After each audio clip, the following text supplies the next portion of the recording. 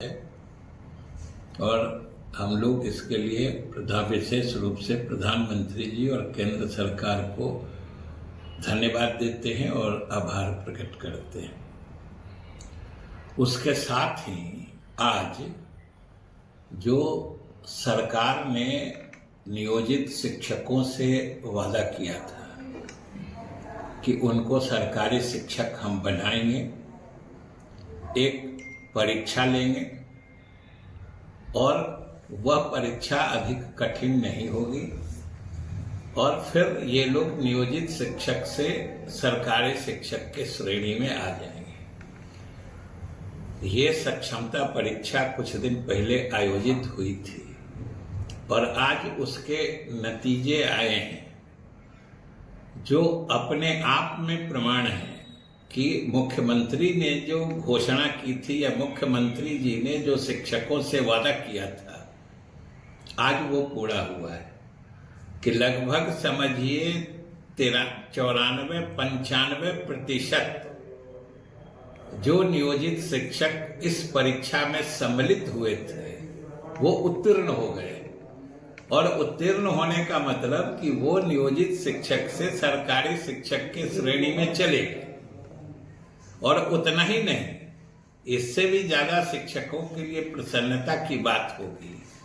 जो भ्रम या डर उन्हें लग रहा था कि जिलों के पसंद के बारे में कि किस जिले में उनकी सेवा दे दी जाएगी, तो यह भी हम लोगों को सरकार की तरफ से बताते हुए प्रसन्नता हो रही है। और आज तो सब शिक्षक जान चुके हैं कि अधिकांश शिक्षकों को, उसमें भी 90% से ऊपर हैं जिनको अपने पसंद का प्रथम जिला मिल गया है और लगभग सभी शिक्षकों को अपने पसंद का कोई न कोई जिला मिल गया है जो 3 जिलों का पसंद उन्होंने किया था। और वो हमेशा मतलब उनको डर लगता था कि कहीं हम लोग के जिला में जिसका दिए हैं वहां नहीं होगा, बाहर चले जाएंगे। आज समाप्त हो चुका होगा। और इस तरीके से सरकार ने जो शिक्षकों को कहा था, आज सरकार ने अपना वचन पूरा किया है। दूसरा, बल्कि आज जो नतीजा जिस रूप में आया है, खास तौर से महिला शिक्षकों को तो और ज्यादा आफियत की स्थिति बनी है, क्योंकि ये नियुक्तियां 2006, 7, 8 से लगातार हुई थी।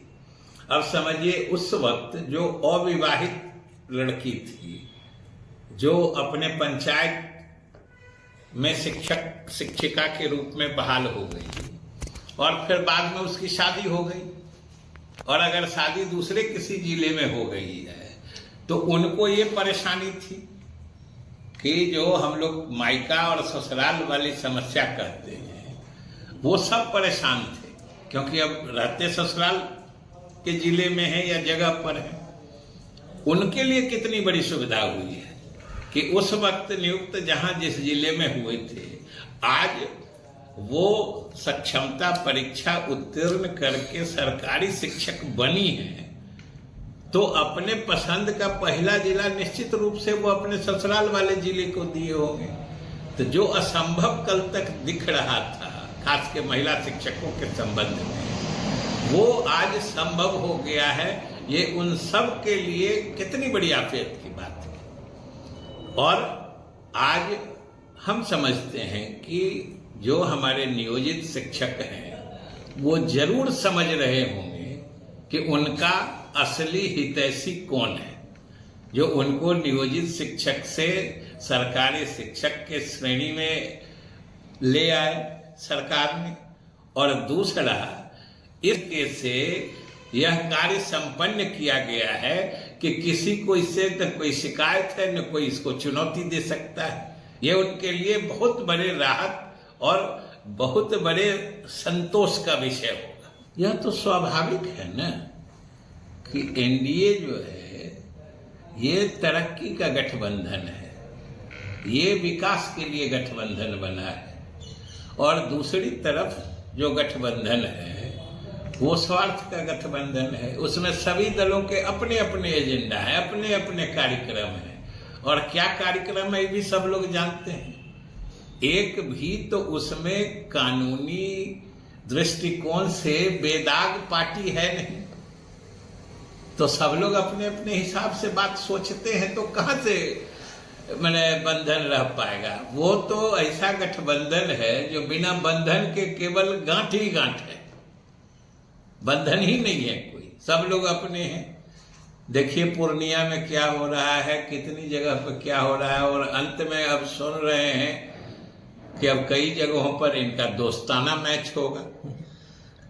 और दोस्ताना मैच को पब्लिक किस रूप में लेगी, ये भी सोचने देखने की बात होगी। तो इनका अगर गठबंधन या सहमति नहीं बन रही है तो ये कोई हैरानी की बात नहीं है, ये संभावित था, क्योंकि इनके गठबंधन में तो अपने अपने स्वार्थ के लिए लोग काम कर रहे हैं। और एनडीए में देखिए कि जिस पार्टी को एक तरह से कहिए तो उनके मन के लायक स्थिति नहीं भी बनी, उनके मन के लायक सीटें नहीं भी मिली, वह भी गठबंधन हित में गठबंधन को ही मजबूत करने की बात करते हैं। तो बंधन की मानसिकता तो इसको